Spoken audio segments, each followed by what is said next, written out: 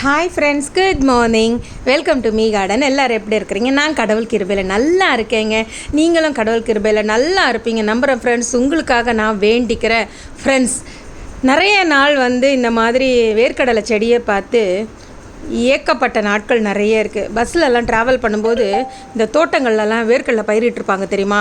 அப்போ அவங்க பிடுங்கும் போதெல்லாம் நான் ரொம்ப ஏக்கமாக ஒரு பார்வை பார்த்துட்டு போவேன். சரி, நமக்கும் தரையில் ஒரு இடம் இருந்துச்சுன்னா இப்படி அழகாக வேர்க்கடலை நட்டு பிடுங்கி எடுத்து ஆசை தீர பார்க்கலாமே அப்படின்னு சொல்லிட்டு ஒரு ஏக்கத்தோடு தான் நான் அதை ட்ராவல் பண்ணிட்டு போவேன். அதை பார்த்துட்டு ஸோ மனசுக்குள்ளே பல எண்ணங்கள் எனக்கு ஓடிட்டே இருக்கும்.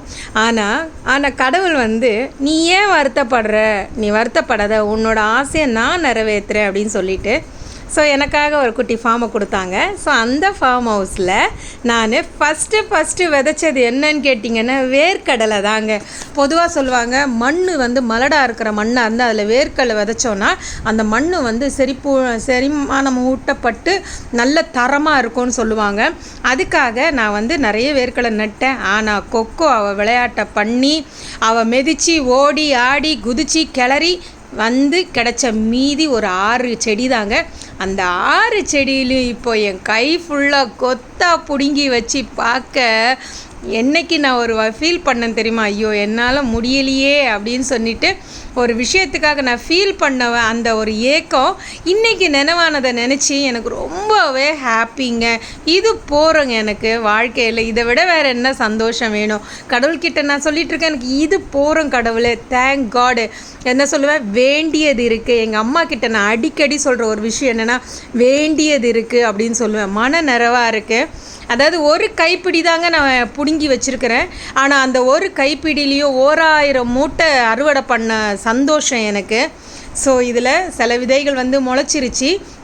ஸோ இப்போது இந்த வேர்க்கடலை வளர்க்குற டெக்னிக்கு எனக்கு ஆண்டி சொல்லி தந்தது. என் ஸ்டூடெண்ட்ஸ் எல்லாம் இப்படி பண்ணணும். ஏன்னா கிராமங்களில் வேர்க்கடலை பயிரிடுவாங்க. அந்த ஸ்டூடெண்ட்ஸ் எல்லாம் என்கிட்ட கிளாஸ் படிச்சுட்ருக்குறாங்க. அவங்கக்கிட்ட டிஸ்கஸ் பண்ணும்போது மேம் அது இப்படி பண்ணணும் அப்படி பண்ணணும் அப்படின்னு சொல்லிட்டு, ஏன்னா அக்ரிகல்ச்சர் பிள்ளைங்க தான் நிறைய என்கிட்ட ஸ்டூடெண்ட்டாக படிச்சுட்ருக்குறாங்க. ஸோ அவங்க என்ன பண்ணுவாங்கன்னா, எனக்கு இந்த மாதிரி பண்ணணும் மேம் வேர்க்கடலை செடிக்கு அப்படின்னு சொல்லுவாங்க.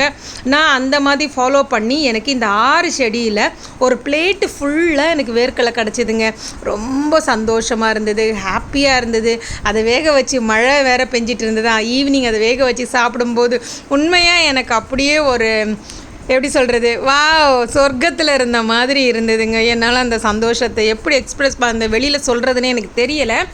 ஓகேவா, உங்களுக்கும் நிறைய பேருக்கு இந்த ஆசை இருக்கும்ல. நம்ம வேண்டிக்கலாம், நிச்சயம் கடவுள் உங்கள் ஆசையை நிறைவேற்றுவார். ஆனால் ஒன்று, நம்ம அதுக்கான முயற்சிகள் செய்யணும்.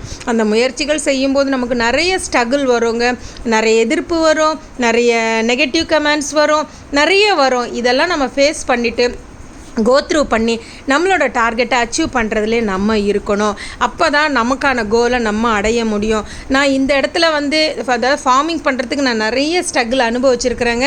ஸோ எல்லாத்தையும் கடந்து என்னோடய எஃபர்ட்டை கடவுளை ஹானர் பண்ணி இந்த அளவுக்கு என்னை கொண்டு நிறுத்தியிருக்காரு. Thank God. உண்மையாகவே என்னோட ஏக்கம் சுத்தமாக போயிருச்சிங்க. Really I am very happy. சந்தோஷமாக நான் சொல்லுவேன் அதை. எனக்கு அதான் சொல்கிறேன், மன நிறைவாக இருந்ததுங்க. ஒரு கைப்பிடியாக இருந்தாலும் அது ஒரு மன நிறைவான அறுவடையாக இருந்துச்சு. ஓகேவா, இந்த நாள் இனிய நாளாக அமைய இறைவன் உங்களுக்காக நான் வேண்டுகிறேன். Friends, thank you so much dears. நீங்கள் எல்லாருமே உங்களோட அட்ரஸ் எனக்கு அனுப்பியிருக்கீங்க. நிறைய பேர் எங்களோட கொரியர் சார்ஜ் அனுப்புவான்னு கேட்டிருக்கிறீங்க. நிறைய பேர் போஸ்டல் கவர் அனுப்புவான்னு கேட்டிருக்கிறீங்க. உண்மையாக உங்களோட லவ் அண்ட் கேர் சப்போர்ட்டுக்கு ரொம்ப நன்றி. நான் இலவசமாக தான் உங்களுக்கு தரேன்னு சொன்னேன். அதனால் அந்த போஸ்டல் செலவை நானே ஏற்று உங்களுக்கு இலவசமாக அனுப்பிடுறேன். ஓகேவா? ஸோ அனுப்பாதவங்க இந்த ஒரு நாள் தான் இருக்கும் நம்பரு, அனுப்பிடுங்க.